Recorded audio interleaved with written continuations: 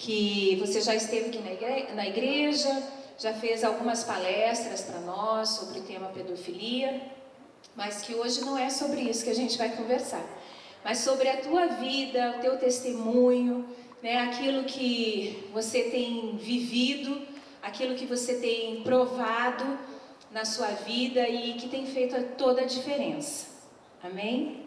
Boa noite a todas. Que Deus abençoe vocês.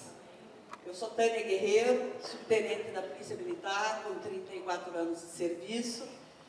É com muita honra que eu retorno aqui, vim outras vezes em culto, mas a gente sempre senta no escurinho lá, né? Não estou de farda hoje, porque infelizmente eu vou ter que sair da PM. Eu digo infelizmente porque com muita dor no coração, chorei muito por conta disso, mas eu entendo que Deus tem os planos deles e às vezes a gente não entende. Mas eu estou com 34 anos de polícia. Em agosto agora, nem que eu não queira, a polícia me manda embora, porque eu completo o meu tempo. Então eu estou saindo de uma corporação que para mim é uma família. Eu não vejo aquilo como um emprego. A primeira vez que eu recebi meu salário, eu dizia, puxa, mas ainda pago para a gente ser polícia? Eu me apaixonei pela polícia desde o primeiro dia. Sempre eu quis ser policial. Então, se eu tivesse que voltar 1000 vezes, eu voltaria a ser polícia. Gosto muito do que eu faço. Sou muito realizada. Mesmo sem farda, eu não deixo de ser militar. Mesmo sem farda, mesmo na igreja ou em qualquer lugar, eu não deixo a minha arma. Isso eu nunca deixei. Minha arma e o batom. Nunca deixei de ser feminina. Eu estando de vestido, salto alto, que eu amo ser mulher, de brinco, pulseira, eu sempre estou com a pistola no meio dos peitos. Não parece, mas eu sempre estou armada. Eu amo o que eu faço. Nunca, graças a Deus, eu precisei matar ninguém. Minha filha sempre pergunta, e daí, mãe, quantos você já matou? Eu falei, quem sou eu para matar alguém? Quem mata é Deus. A gente dá uns tiros, Deus que resolve se fica, se vai, né? Mas, boa essa, né? Boa essa. Boa. A gente dá uns tiros e Deus é que resolve se vai ou se fica. Então você já começou a falar. A primeira pergunta que eu ia te fazer: quando que você descobriu que queria ser policial? Eu acho que é a hora que eu nasci, né? Eu acho que eu já nasci com uma arma na mão, gente. Mas não é para matar ninguém, não. É porque eu amo mesmo. Eu me lembro que eu era criança. Naquele tempo era a 4ª série, né? 4ª série. Eu ia com uma seta no pescoço para a escola e com um bocó de pedra. Naquele tempo era bocó mesmo. Era um negócio de pano assim, cheio de pedra. E eu ia com um bocó de pedra. Aí, quando eu peguei uma determinada idade, meu avô, mais sem juízo que eu, me deu uma faca. Louco, velho, né? E eu andava com aquela faca. Aí, quando eu fui fazer o 2º grau, que naquela época não tinha, eu sou de Sapopema, interior do Paraná, eu emprestei uma pistola de um amigo. Você vê que falta de juízo. Emprestei uma pistola dele e andava com uma 6,35, pequenininha assim, ia para a escola com ela. Aí arrumei meu primeiro emprego, feliz da vida por causa do meu primeiro emprego. Daí cheguei e coloquei a pistola na gaveta. Quando meu chefe veio procurar um documento, deu de cara na pistola e me mandou embora. Eu fiquei 2 dias. Aí não consegui mais nada, eu fui embora de casa com 16 anos. Porque naquela época não tinha como estudar lá. E eu queria ser alguém. Eu não queria ficar lá com aquelas pernas peludas, escutando música caipira. Não é que eu não gosto, mas normalmente as mulheres lá são desse jeito, com os pés rachados, e casando por lá mesmo. Falei, não, isso eu não quero para mim. Eu quero ir embora, eu quero ser gente, eu quero correr atrás dos meus sonhos. Eu vim para Curitiba e eu não conhecia Curitiba. Eu não tinha onde ficar. Eu fiquei na casa de uma parente que estava de férias lá. Eu não sabia nem onde que era o centro. Eu me lembro que eu dei para o motorista de táxi um papelzinho com o endereço. Ainda fui brigando com ele, você está me logrando, você está entrando por... E eu nem sabia. Eu nem sabia onde que era, mas eu disse para ele, você está me logrando, você está andando por outras ruas. E daí, acho que ele viu, é louca, né, não vou contrariar. E daí me deixou lá, no outro dia cedo eu acordei, aí saí para fora, procurando o prédio, Jacu, né? Eu sabia que o centro era onde tinha prédio, procurando prédio, até que eu vim a pé de lá para achar o lugar que eu queria ir, porque eu sabia que era no centro. E assim eu fui, sem saber nada, gente, sem saber nada. Sabia ler, escrever, era alfabetizada, tinha terminado o 2º grau, mas não tinha faculdade, não tinha nada. Então eu vim assim na cara e na coragem. Venci os 30 dias de férias da minha prima, e eu tinha que devolver a casa, não tinha para onde ir. Aí consegui ficar na casa de uma tia. Então assim eu fui para a casa dos outros, até que eu entrei para a polícia, daí eu me engrenei. E sempre amou? Amo até hoje. Qual foi a situação, Tânia, que mais te marcou em toda a sua carreira? Olha, eu trabalho com pedofilia, né? Eu não escolhi trabalhar com pedofilia, não escolhi de verdade. Eu trabalhei 20 anos no serviço secreto da polícia, trabalhei com crime organizado, comando vermelho e outras facções. E esse é um dos motivos pelo qual a gente anda sempre se cuidando, né? Aí eu trabalhei 15 anos com criança desaparecida em situação de risco. E quando nós localizávamos uma criança, elas escondiam onde morava. Então daí eu comecei a perceber que havia ali um abuso, né? E aí eu comecei a trabalhar com abuso sexual. Mas eu não me lembro mais da pergunta, desculpe. A pergunta é, qual foi o momento que mais te marcou na carreira? Sim. Uma situação, alguma coisa nesse sentido? Foi quando eu fui chamada no IML para reconhecer um corpo, porque devido eu trabalhar com criança desaparecida, tinha uma criança lá no IML e eles não tinham a identificação da criança. Então, os repórteres me chamaram para ver se não era uma criança das que eu procurava. E quando eu me deparei com aquela criança, ela tinha 9 anos, era mais ou menos a idade dela, 9 anos, dentinho de leite ainda, e ela é da idade do meu filho. E aquela criança estava inteirinha machucada, inteira. E foi um negócio que me marcou muito, porque, voltando uns tempos atrás, mais ou menos 1 mês, 2 meses antes daquele fato, eu estava tendo uns flashes de, como é que eu posso dizer, de imagem na minha mente. Vinha uma imagem de uma criança que saltava para frente, assim, como se você estivesse empurrando ou batendo, ela pulava para frente, assim. E eu comecei a me preocupar. Eu falei, meu Deus, eu acho que eu estou perdendo o equilíbrio. De tanto eu trabalhar com criança, eu estou vendo as coisas. E aquela imagem me vinha na mente, lugares, às vezes eu estava tomando ônibus, às vezes eu estava conversando com alguém, como nós estamos aqui, e vinha aquela imagem do nada. E eu me preocupava com aquilo, eu falei, meu Deus, eu acho que eu vou ter que procurar um psiquiatra, um psicólogo, alguém que me diga o que é isso. Vidente eu não sou, Deus o livre, né? Mas alguma coisa está acontecendo. E daí, quando eu fui chamada no IML para reconhecer aquele corpo, eu vi aquela menina todinha machucada. As costinhas dela tinha sinais grossos, sim, de hematomas, como se alguém tivesse batido. Ela tinha no pescoço sinais de corda cicatrizado, outros no vivo ainda, outros cicatrizando nos pulsos e no joelho, no tornozelo também. E nós não sabíamos quem que era. Até que nós recebemos uma ligação de uma vizinha, dizendo, eu acho que eu sei quem que é aquela criança. Porque ela morava num lugar aqui e os pais desapareceram. Aí o pessoal do serviço reservado nosso foi fazer uma campana no lugar lá, e de madrugada os pais voltaram para pegar os pertences, os policiais entraram e acharam o cativeiro daquela menina. Ela era mantida em cárcere privado, ela apanhava com sarrafo, e era isso que eu via, gente. Era isso que eu via, era Deus me dando uma visão que eu não compreendia, e eu me senti muito culpada. Eu chorei mais de uma semana por eu não ter salvo aquela menina, porque Deus estava me mostrando e eu não soube compreender o que era aquilo.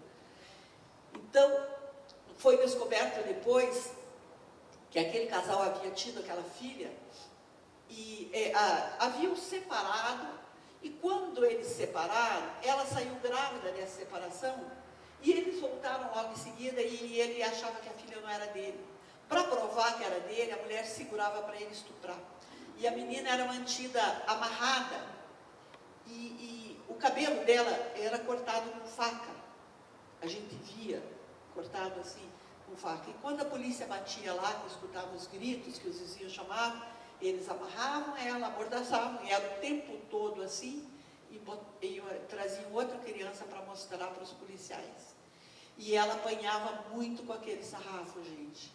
E a última vez que ela apanhou, eu estou contando do caso que eu mais me choquei. A última vez que ela apanhou foi porque ela se soltou dali e roubou uma colher de leite ninho. E quando a mãe viu, a mãe bateu muito nela, a mãe e o pai, e ela desmaiou. Eles julgaram que ela estivesse morta, embrulharam ela em um lençol, ela nua, e jogaram em Piraquara, em uma rua deserta. Aí os vizinhos escutaram os gemidos e chamaram a polícia. Por isso que nós não tínhamos identificação. Então, este caso foi o que mais me marcou nos meus 34 anos de polícia. Porque, gente, você vê alguém despedaçado, em confronto, alguém morto, alguém que se mata, a gente já ficou insensível a isso. Eu não posso mentir, nós ficamos insensíveis a isso. Agora, você vê uma criança morta, e você poderia ter feito alguma coisa, e não conseguiu fazer, isso é terrível. Por isso que eu gosto de trabalhar com prevenção na área de pedofilia, para que crianças assim sejam salvas. Então, eu chorei uma semana e me senti muito culpada. Isso eu vou levar para o resto dos meus dias, essa imagem dessa criança, ali naquela gaveta do IML, ali inerte, e eu não pude fazer nada por ela. Então, é muito triste, gente. Já me perguntaram por que eu não escolhi outra coisa. Porque eu estou fazendo o que Deus me mandou para fazer. Porque é o teu dom, né? É o teu chamado. É meu chamado, é meu ministério. Como é que você faz, Tânia, para separar esse tipo de situação que você vive no teu trabalho com a tua vida particular? É muito difícil. Como que você consegue, por exemplo, sair do quartel e deixar aquilo lá? É muito difícil. É muito difícil, gente. Para dizer para você que é só se eu fosse muito insensível. Como eu disse, os casos de gente adulto não mexe comigo. Não mexe mesmo. Mas a criança, aquilo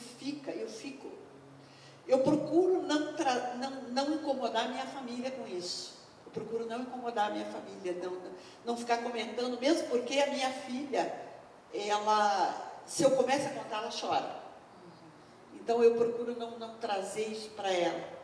E nem para o meu filho, nem para o meu marido, eu comento pouco. Mas é muito difícil. Eu procuro fazer, mas, gente, é quase impossível. Só Deus. Eu não tenho dúvida nenhuma, porque, olha, todos os chefes que passaram por mim, homens que você olha para ele, homens fortes, que comandam, assim, homens duram na queda. Quando eu trazia os relatórios, e são minuciosos os relatórios dos casos de pedofilia, a gente relata exatamente o que acontece, e eles despencavam. Eu passei por vários chefes, ninguém quis ser meu chefe. Foi indo que eu assumi sozinha. Ninguém quer ser meu chefe, então eu vou ser meu chefe. E daí resolvi fazer eu mesmo o horário do trabalho, eu mesmo determinar as coisas e decidir, porque eles não tinham estrutura. Por isso que eu digo, gente, isto é Deus. Eu não tenho dúvida nenhuma que é Deus que me sustenta, é Deus o meu alicerce. Há uns 4 anos nós fizemos o programa. Há uns 4 anos atrás eu tinha um programa de televisão secular e a Tânia gravou comigo um programa só a respeito de pedofilia. Foi o programa onde eu mais tive retorno de e-mails, tirando dúvidas, e inclusive com denúncias. Cheguei a receber uma ligação de uma mãe que suspeitava do pai que estava abusando a criança de 5 anos de idade. Foi para mim muito difícil a gravação desse programa, porque a Tânia realmente abriu, né, falou sobre tudo, coisa que ela não está fazendo aqui hoje. Ela só falou de um caso que foi que marcou a carreira dela, mas é muito difícil, é muito difícil. Então eu penso que é algo sobrenatural que existe sobre a vida dela, para que por 34 anos ela tenha condições de trabalhar com essa área de pedofilia. E aproveitando isso, antes, é a penúltima pergunta, eu queria que você deixasse, Tânia, aqui, quantas mães nós temos hoje? Olha quantas mães aqui presentes. Eu gostaria que você deixasse uma dica de prevenção de abusos na vida dos nossos filhos. Como prevenir? O que nós, como mães, podemos fazer? Porque às vezes são coisas tão simples que a gente não se atém, né? Sem dúvida nenhuma. Na Bíblia está escrito em Oséias: meu povo perece porque lhe falta conhecimento. Mas está escrito em Atos também, 31:6, eu não sei direito, como podereis aprender se ninguém me ensinar. É por essas e por outras que eu faço questão de falar, faço questão de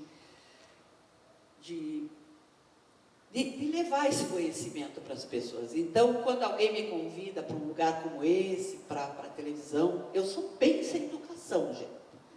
Isso aí, eu não sei se vocês já viram entrevista minha, meu sistema é bruto, a chapa é quente e a tolerância é zero. Eu falo o que me vem na cabeça. Educação eu não tenho nenhuma, porque educação na área de pedofilia não combina. Eu já assisti muitas palestras de pedofilia, muita gente falando e falo coisa bonita, coisa que é agradável aos ouvidos, e a pedofilia não é agradável aos ouvidos. A pedofilia é terrível. E eu vou dizer uma coisa, mãe que está aqui, se teu filho for abusado, a culpa é tua, porque você não cuidou, porque você negligenciou.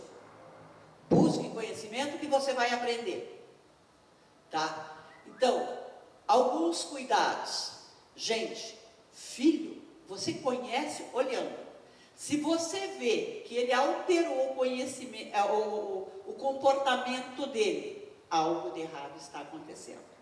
Se teu filho, que era acostumado a brincar tranquilo, ou mexer ali, mexer aqui, fuçar, coisa de criança, e ele começou a ficar com aquele olhar de paisagem, ou começou a chorar à toa, volta e meia, agride os outros, pega animais, agride animais, chora à toa, chora até com o Globo Rural, até assistindo propaganda política.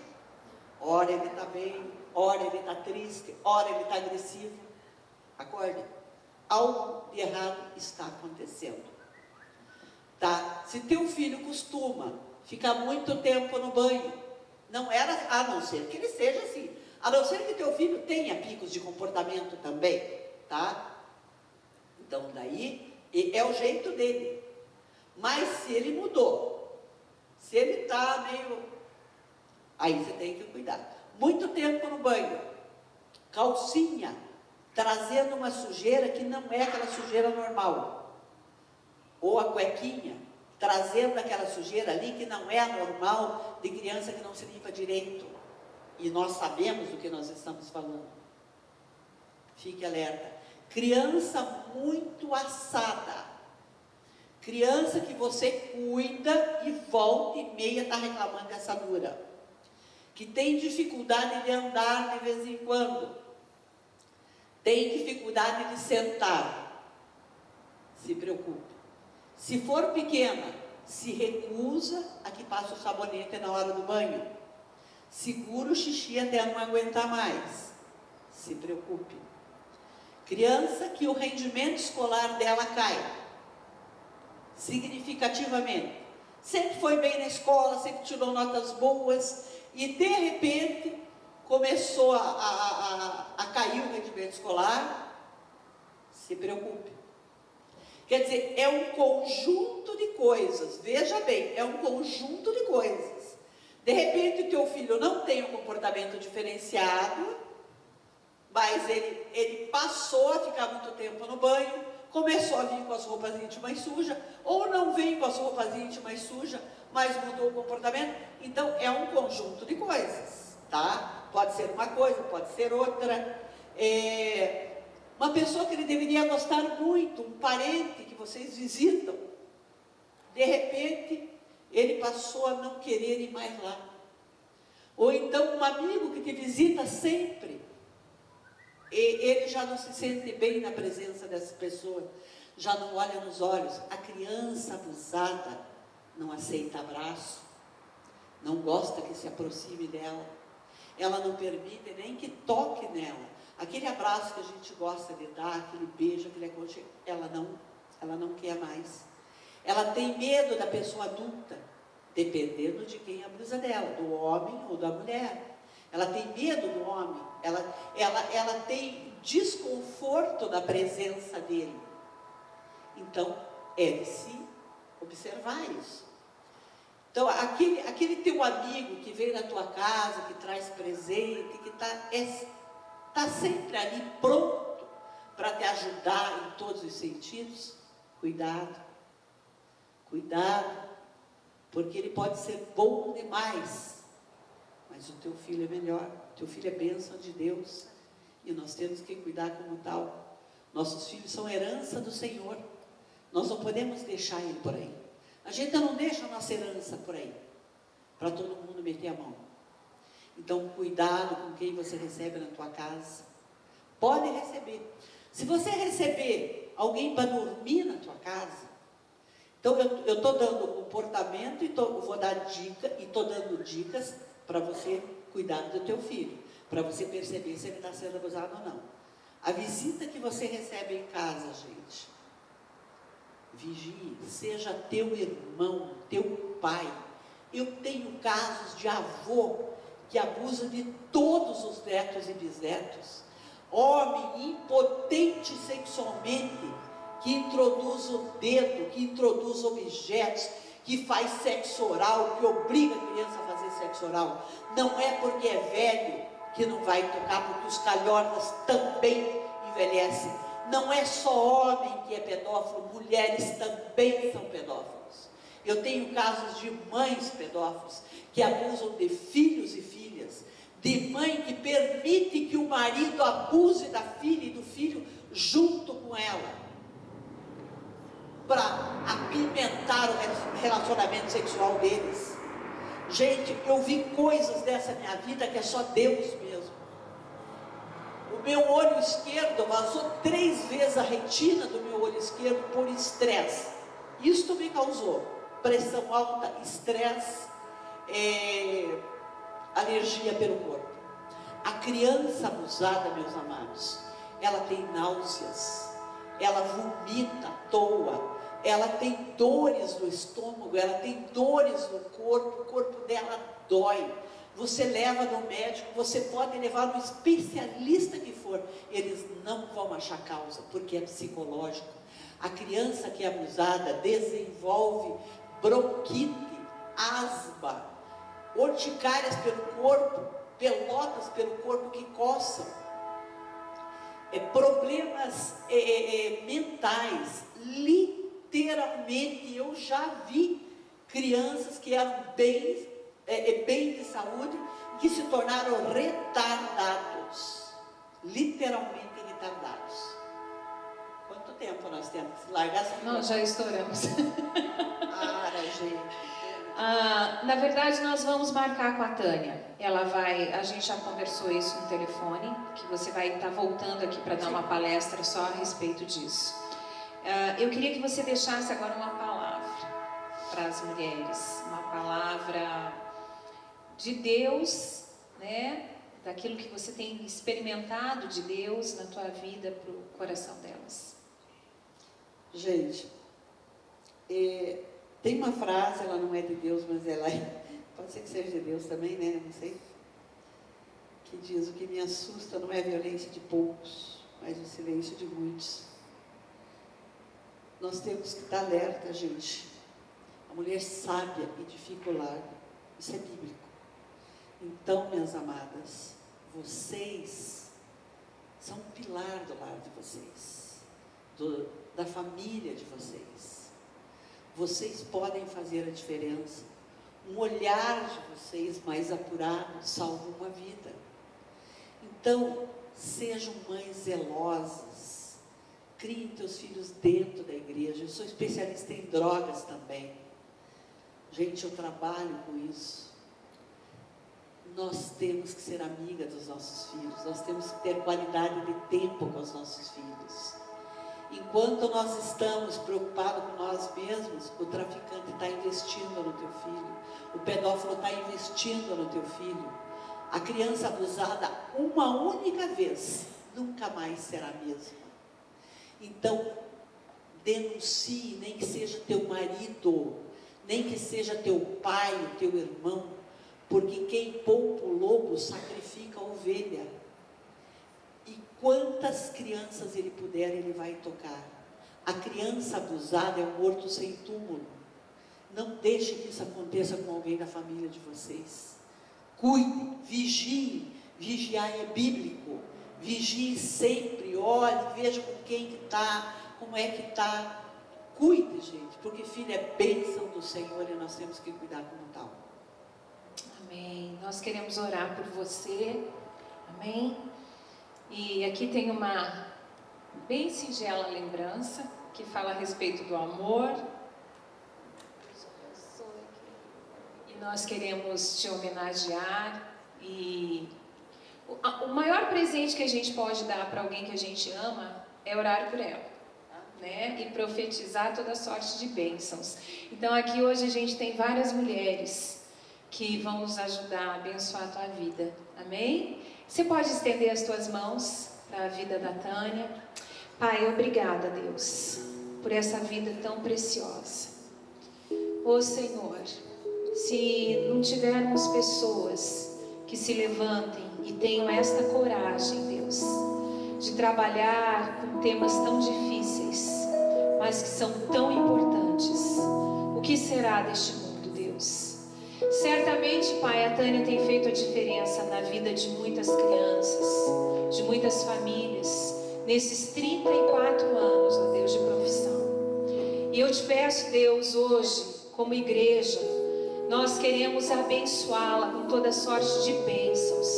Nós queremos que o Senhor entre com provisão no mais profundo do seu coração, da sua alma, Senhor, do seu corpo físico, de tudo aquilo que ela tem necessidade, Deus, do seu lar, da sua família.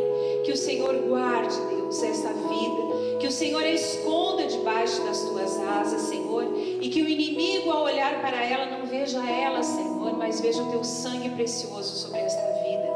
Nós pedimos a Deus que o Senhor venha agora e realize o desejo do coração dela, aquilo que ela tem colocado na tua presença, aquilo que ela tem buscado de ti.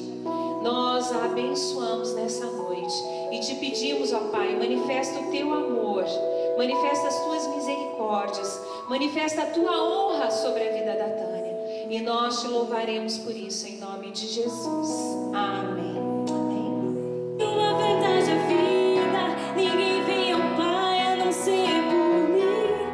Em verdade eu vos digo, porque eu vou para o Pai.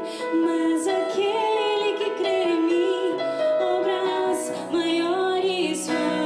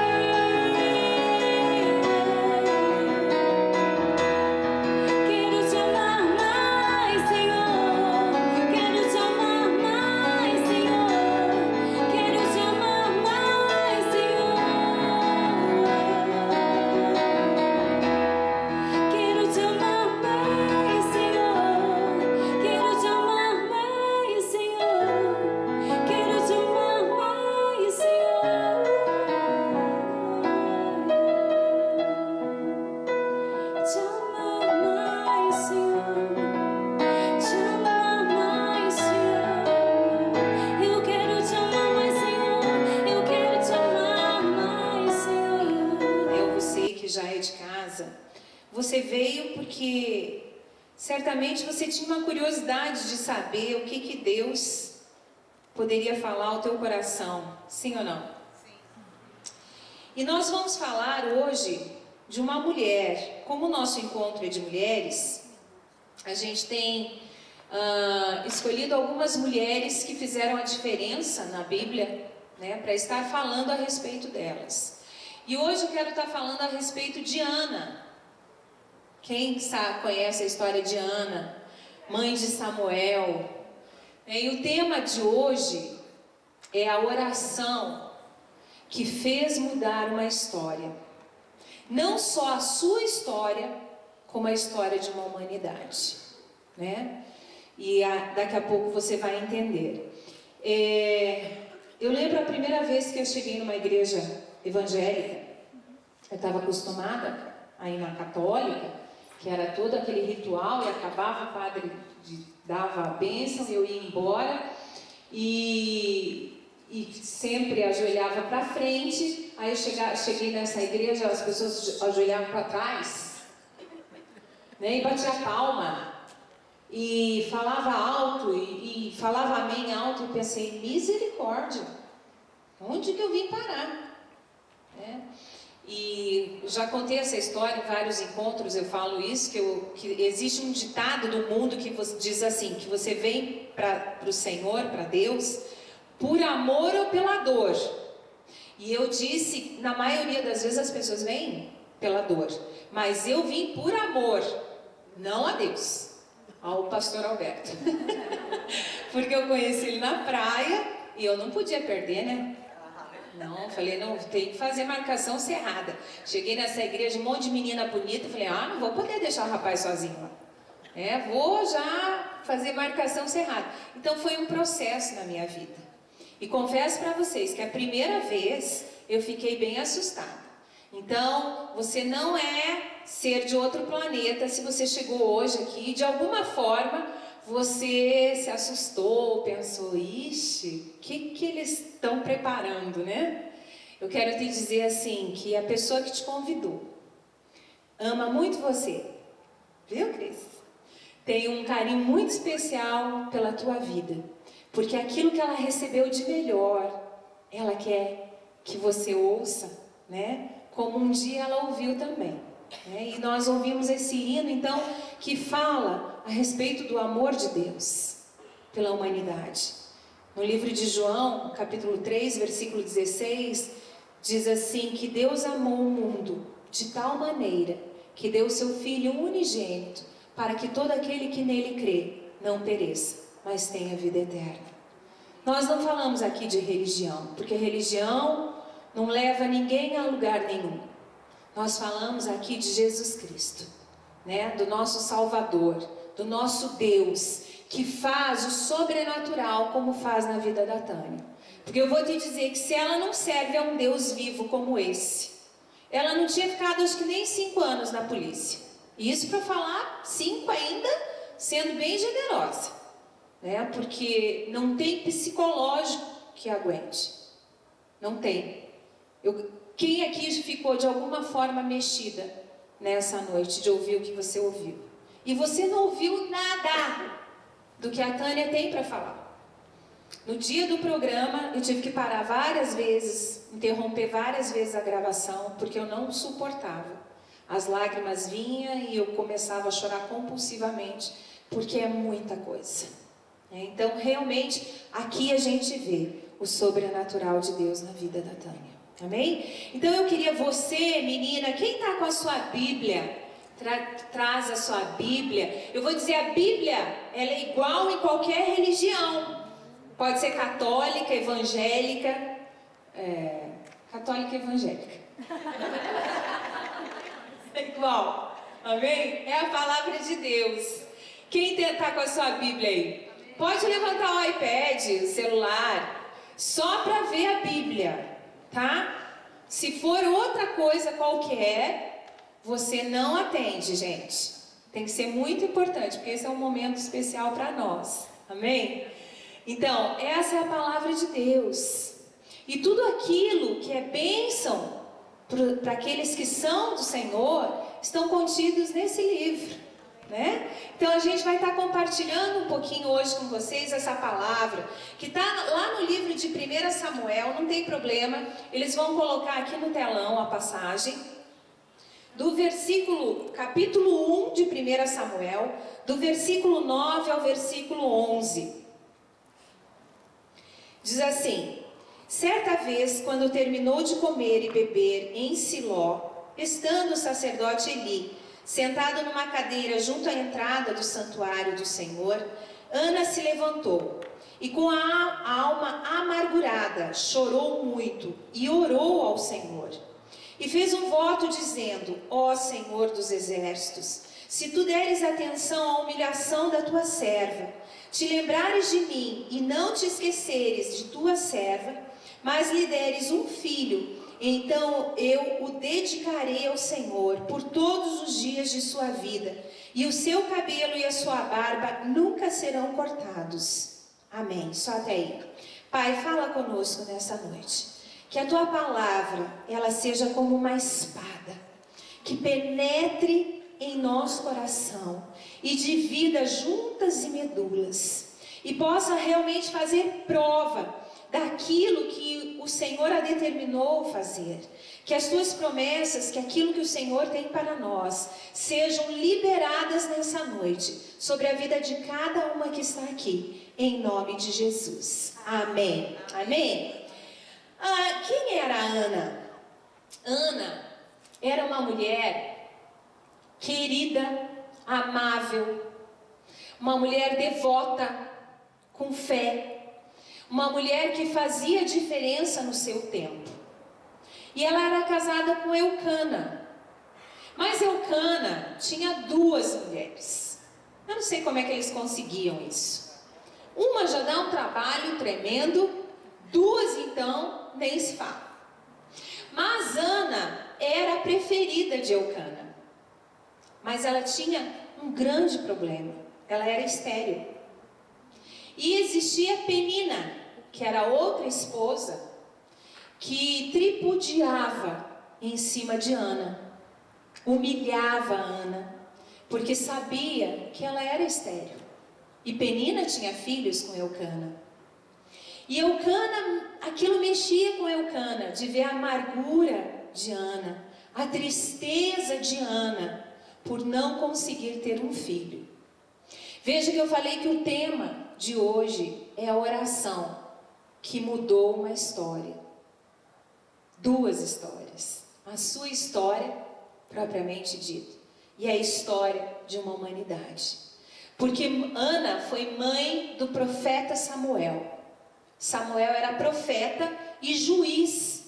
Foi o último juiz de Israel. Antes que se elegessem um rei. Porque o povo nunca está satisfeito mesmo, né? Então, Samuel era profeta e juiz, mas mesmo assim o povo pedia um rei. E Samuel foi o profeta que ungiu o primeiro rei de Israel, que foi Saul, e depois Davi, e assim sucessivamente. Mas ele fez a diferença na sua geração. Esta mulher foi tão grandemente abençoada que não só mudou a sua vida, mas mudou a vida de uma geração, através da bênção que ela recebeu. Por quê? Porque ela orou. Quantas de nós, no primeiro momento de dificuldade, a primeira coisa que nós deixamos de fazer é orar? Pode ver. Se o teu coração está angustiado, se alguma coisa acontece, a primeira coisa que enfraquece é a sua comunhão com Deus, a sua intimidade com Deus. Mas veja que em nenhum momento sequer, Ana permitiu que toda a adversidade que ela estava vivendo influenciasse no relacionamento que ela tinha com seu Deus. Igualzinho hoje, né, Dani? Igualzinho. Diga amém pela fé. Amém. A palavra diz que nós andamos por fé e não por vista. Então, se eu não consigo fazer isso, eu declaro pela fé que eu vou ser uma mulher que vai fazer a diferença nessa geração. Na minha descendência. O Senhor tem nos dado esse comissionamento de fazer a diferença. O Senhor tem te dado a maior arma, não é a da Tânia. A maior arma que Deus te dá é a oração. Não tem arma maior do que essa, que é você orar, dobrar os teus joelhos, buscar a Deus, se humilhar na presença dEle, e Ele muda a tua história. Mudou a minha história. Quantos Deus tem mudado sua história? Olha aí. Quantos Deus tem feito algo sobrenatural nas suas vidas?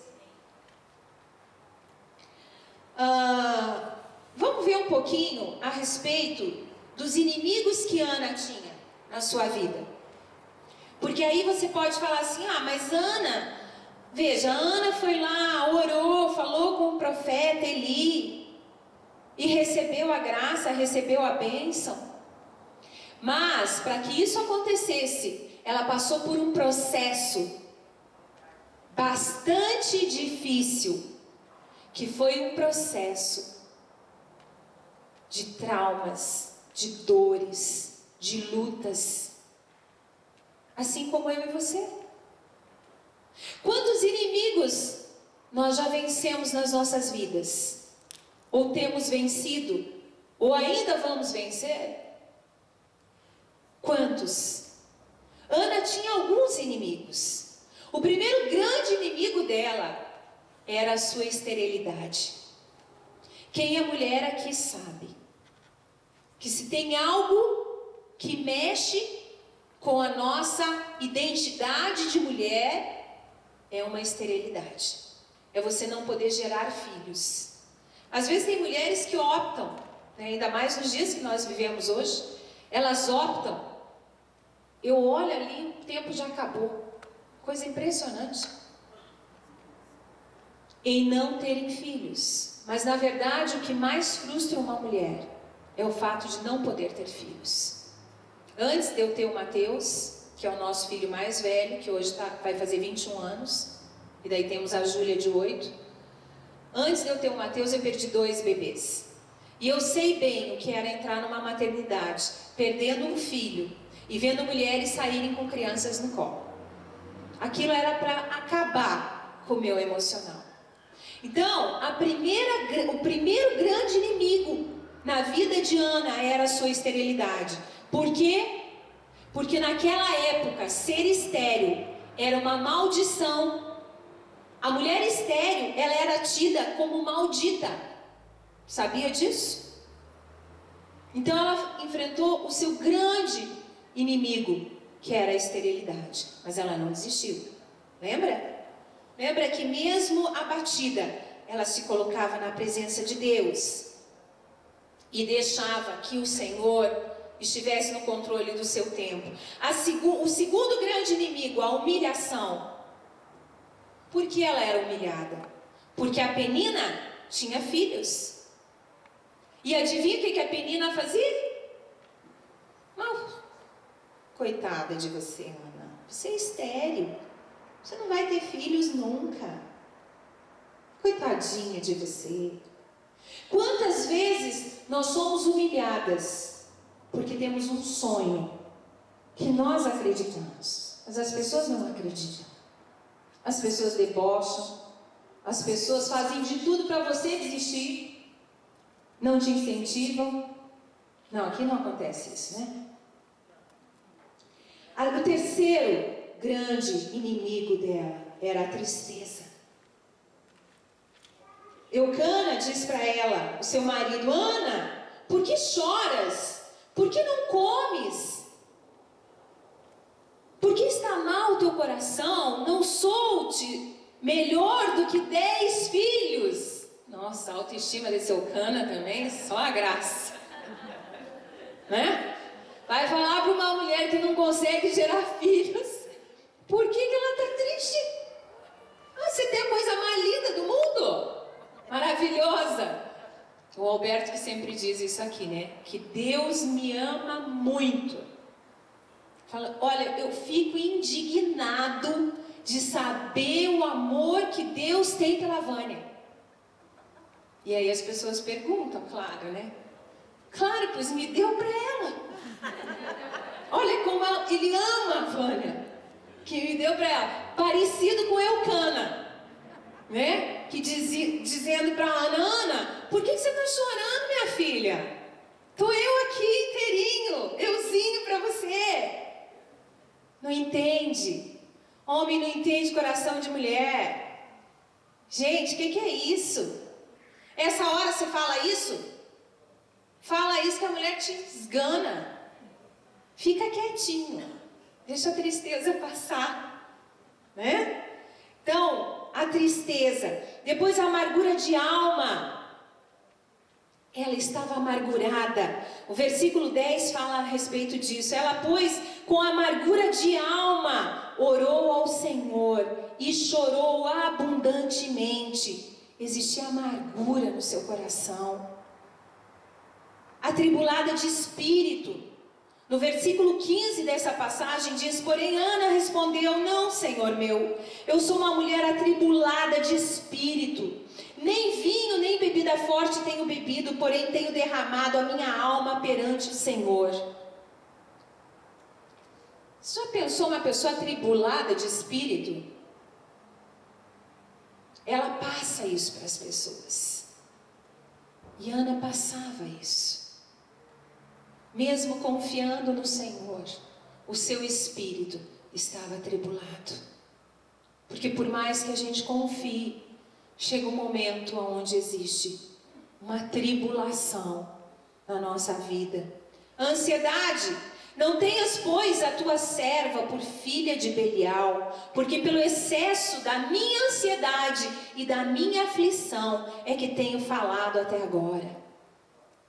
Já viu mulher ansiosa? Primeiro que ela come até a mesa. Eu fico estarrecida quando eu escuto, é raro eu ouvir isso, mas eu escuto mulheres que quando estão ansiosas, Tânia, param de comer. É uma raiva. Para de comer. Gente, eu estou ansiosa. Isso é uma graça de Deus. Ela estava ansiosa. E não era uma semana, não era um mês, e não era um ano. Era muito tempo de ansiedade. Né? Pela falta do filho. Pela falta daquilo que era mais importante em sua vida. Mas presta atenção agora. Quando nós queremos muito alguma coisa, qual é a nossa tendência? Quando você recebe. Quando você tem aquilo que você quer. Exatamente, segurar. Né? Prender. Eu lembro que quando eu tive o Mateus, já vinha de algumas perdas, enfim. E o Mateus, nos primeiros anos de vida, a sensação que eu tinha é que ele estava sendo criado numa redoma, né? Porque ele não podia fazer nada, absolutamente nada, porque eu tinha medo de que acontecesse alguma coisa com ele. Essa é a nossa tendência carnal, mas não foi isso que Ana fez. Ana disse para o Senhor, Senhor, eu quero muito esse filho. Mas eu vou te dizer, Deus, que se o Senhor me der isso, eu vou devolver para o Senhor. Olha a sabedoria dessa mulher, meninas. De receber algo do Senhor e poder ofertar novamente. Não foi isso que Abraão fez com Isaac? Quando Deus pede para Isaac, Isaac, agora eu quero teu filho. E Abraão pega Isaac e vai para o monte, sabendo que Deus era poderoso para evitar aquele momento, mas que se fosse necessário, ele estava devolvendo para Deus aquilo que Deus deu para ele. Porque a bênção de Deus, ela é assim. Quando você recebe a bênção, você não tem medo de perder. Porque o mesmo Deus que te dá, é o Deus que tem o direito de tomar. E se é de Deus, você confia. Olha que tremendo. Ela devolve o seu filho. E este filho faz a diferença no mundo. Acho que todas as vezes que ela tivesse a oportunidade de pedir para Deus e devolver, ela faria de novo. Sempre. Mas ela tinha algumas virtudes. Ela tinha sinceridade e transparência. Ana não escondeu a sua dor e seu sofrimento. Seus olhos e o semblante caído demonstravam o estado de sua alma. Não escondeu de seu marido. E quando questionada pelo sacerdote Eli, confessou a angústia de sua alma. E disse-lhe: Eli, até quando estarás tu embriagada? Aparta de ti o teu vinho.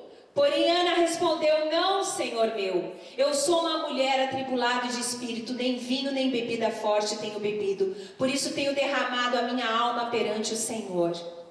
O sacerdote achou que ela estava bêbada, quando ela estava lá adorando a Deus. Mas ela estava em espírito, buscando o autor da vida, que faria a diferença na sua vida. Amém? Ela era uma mulher de fé inabalável. Por muito menos, nós, mulheres, teríamos desistido desse sonho de ser mãe. Por muito menos. Nós teríamos já tomado a sentença de que nós viveríamos como estéreis e não questionaríamos mais isso. Mas ela tinha uma fé inabalável. Sabe por quê, queridas? Porque ela tinha comunhão com Deus.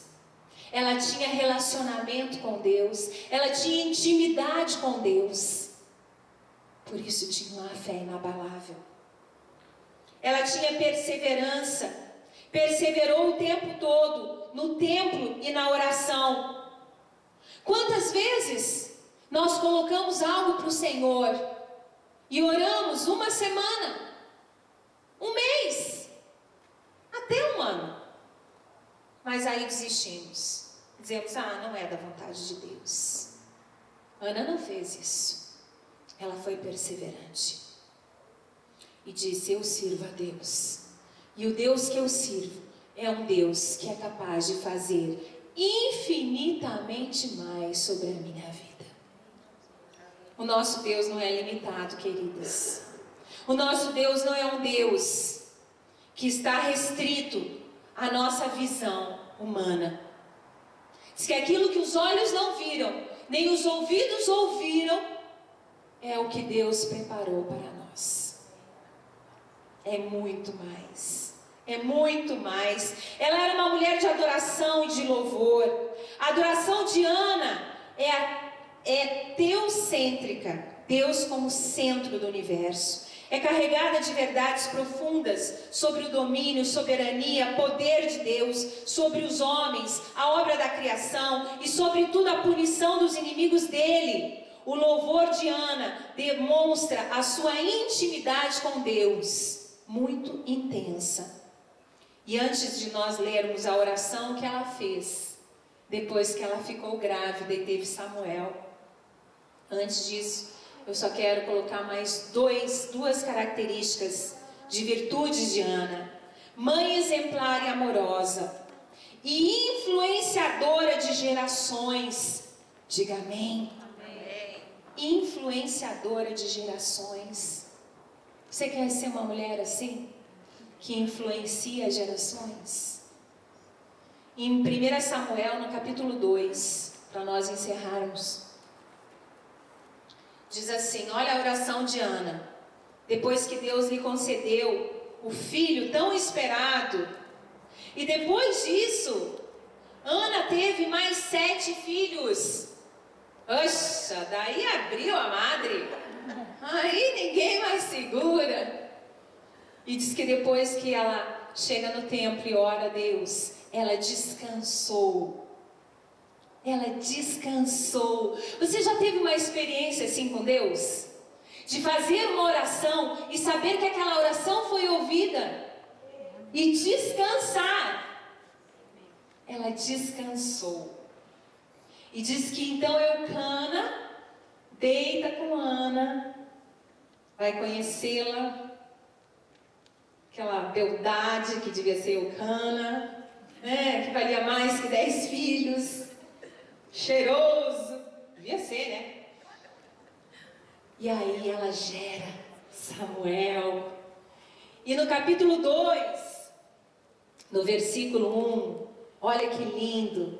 Então Ana orou assim: meu coração exulta no Senhor minha força é exaltada. Minha boca se exalta sobre os meus inimigos, pois me alegro em tua libertação. E continua ainda: não há ninguém santo como o Senhor, não há outro além de ti, não há rocha alguma como nosso Deus. Não falem tão orgulhosamente, nem saiam das suas bocas tão arrogância, pois o Senhor é Deus sábio, é Ele quem julga os atos dos homens. O arco dos fortes é quebrado, mas os fracos são revestidos de força. Os que tinham muito agora trabalham por comida, mas os que estavam famintos agora não passam fome. A que era estéril deu à luz 7 filhos, mas a que tinha muitos filhos ficou sem vigor. O Senhor mata e preserva a vida. Ele faz descer a sepultura e dela resgata. O Senhor é quem dá a pobreza e a riqueza. Ele humilha e exalta. Levanta do pó o necessitado e do monte de cinzas ergue o pobre. Ele os faz sentar-se como príncipes e lhes dá lugar de honra. Pois os alicerces da terra são do Senhor, sobre eles estabeleceu o mundo. Ele guardará os pés dos seus santos, mas os ímpios serão silenciados nas trevas, pois não é pela força que o homem prevalece. Aquele que se opõe ao Senhor serão despedaçados. Ele trovejará do céu contra eles. O Senhor julgará até os confins da terra. Gente, que oração mais linda! Que oração mais linda!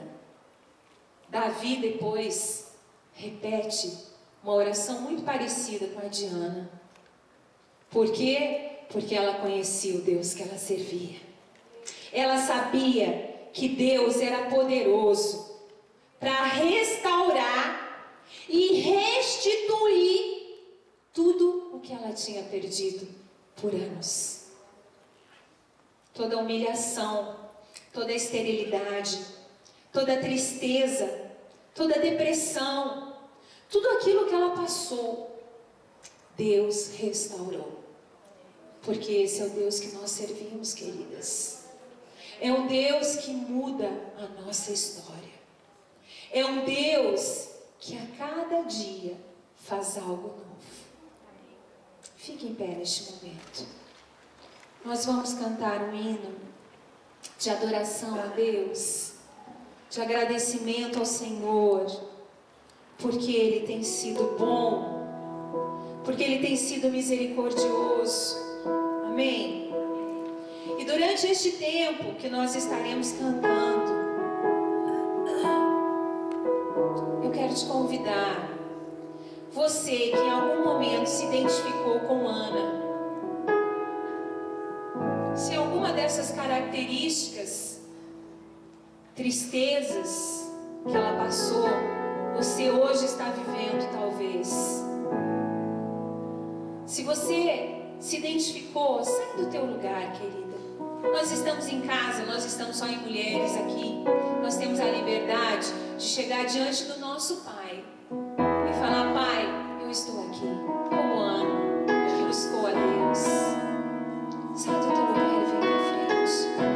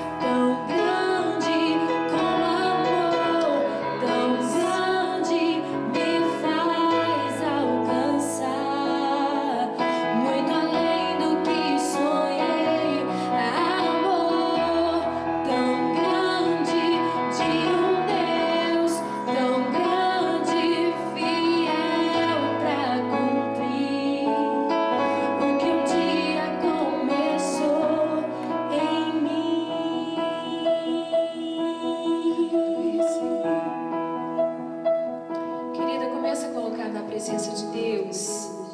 Qual tem sido a tua tristeza? Qual tem sido aquilo que você se identificou como Ana? Talvez seja a humilhação, seja a esterilidade, não esterilidade de gerar filhos, mas a esterilidade em alguma área da tua vida que você não vê que esteja crescendo. Seja o seu casamento, seja o teu relacionamento com os teus filhos, seja a tua vida profissional. Você tem sido humilhada, você tem ouvido coisas que têm ferido o teu coração. Fala com Deus, querido. Ele está neste lugar. Ele está neste lugar. Fecha os teus olhos, só você e Ele. E fala com Ele. Muito além. Fala, Deus, eu estou aqui nessa noite como Ana, que achou graça diante do Senhor, que durante tanto tempo foi humilhada, durante tanto tempo se colocou na tua presença e chorou por um filho, que durante tanto tempo teve intimidade e relacionamento com o Senhor, não deixou os problemas serem maiores do que o relacionamento que ela tinha contigo, Deus, porque ela conhecia o Deus vivo. Pai, nós queremos te conhecer nesta noite. Nós queremos, ó Pai, ter uma resposta. Talvez muitas mulheres, Senhor, chegaram aqui nesta noite esperando uma resposta, e talvez dizendo para si mesmas: é a última vez, é a última vez que eu vou colocar isso na tua presença. Eu acho que não tem mais solução. Mas Deus te diz nessa noite, querida, que Ele é a solução, que a porta que Ele abre ninguém fecha, e a porta que Ele fecha ninguém abre. E Ele te diz que Ele tem visto todas as tuas dores, todas as tuas situações, todas as tuas inseguranças, os teus medos. E Ele te diz hoje: entrega para mim, entrega para mim. Você pode entregar. Você tem essa coragem de falar: Deus, eu quero entregar esse sentimento, eu quero entregar, Senhor, essa situação que eu não tenho controle. Eu quero te entregar, ó Deus, a minha falta de fé, porque ela tem se abalado, Senhor, com coisas tão pequenas. Eu quero te entregar, porque eu te amo, porque eu te amo, porque foi o Senhor que subiu naquela cruz, foi o Senhor que se fez homem para morrer por mim, para que hoje eu tivesse vida, para que hoje eu tivesse plenitude, para que hoje eu pudesse mudar uma geração, para que hoje a minha história fosse diferente. Oh, Santo Deus, as pastoras vão estar tocando em você, as pastoras vão estar intercedendo por você e vão estar profetizando sobre a tua vida aquilo que você necessita. Entrega, querida, entrega aquilo que tem consumido a tua vida, que tem tirado a tua paz, que tem tirado o teu sono, que tem tirado a tua saúde. Entrega para o Senhor. Talvez você precise, nesta noite, liberar perdão sobre alguém, liberar perdão sobre você mesmo. Muitas vezes nós sofremos consequências pelas nossas escolhas erradas, e nós precisamos nos perdoar por isso. Oh Deus, oh Deus.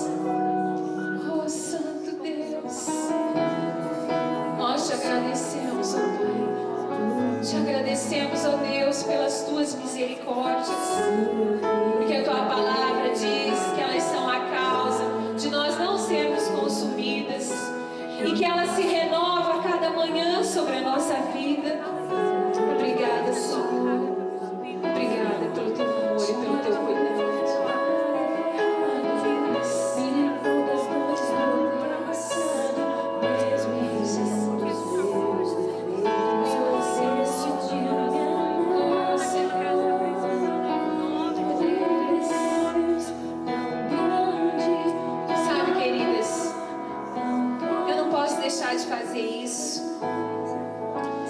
Hoje é o momento que você talvez precise tomar uma decisão na tua vida. Você pode dizer, mas eu tenho Deus. Eu tenho Deus. Eu tenho relacionamento com Deus. Mas a palavra do Senhor diz que se nós reconhecermos a Jesus Cristo como Senhor e Salvador da nossa vida, então nós nos tornamos filhos de Deus. E se nós o confessarmos diante das testemunhas, nós teremos a salvação. E talvez você nunca tenha feito essa oração. E hoje eu quero te convidar. Pode permanecer com os olhos fechados. Você não precisa ver a tua irmã, tua amiga, né, tomando essa decisão tão importante. É um momento entre ela e Deus. Mas se você tem o desejo de hoje falar, Jesus, entra na minha vida. Entra na minha vida e muda a minha história. A palavra do Senhor diz em Apocalipse 3:20, Jesus dizendo, eis que estou à porta e bato. Se você ouvir a minha voz e abrir a porta do teu coração, então eu entrarei e cearei contigo. Mas você tem que abrir a porta. Esse Deus que nós falamos é um Deus cavalheiro. Ele não entra sem ser convidado. Você tem que abrir a porta. Então, se você nessa noite quer fazer essa oração, quer aceitá-lo como teu Senhor e Salvador, eu vou te pedir que você levante a sua mão direita no seu lugar, com os olhos fechados, e você vai repetir uma oração junto comigo. Você vai falar o seu nome e vai repetir essa oração. Amém? Fica com as tuas mãos levantadas, a tua mão direita.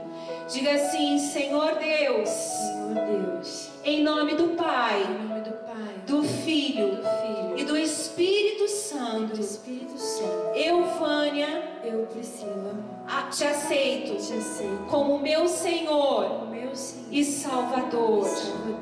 Que nesta noite o Senhor entre na minha vida e seja Senhor absoluto. Perdoa os meus pecados.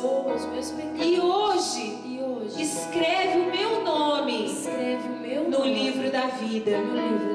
E quando o Senhor voltar para buscar a sua igreja, eu possa me encontrar achado no livro da vida. Eu te aceito e peço, seja Senhor absoluto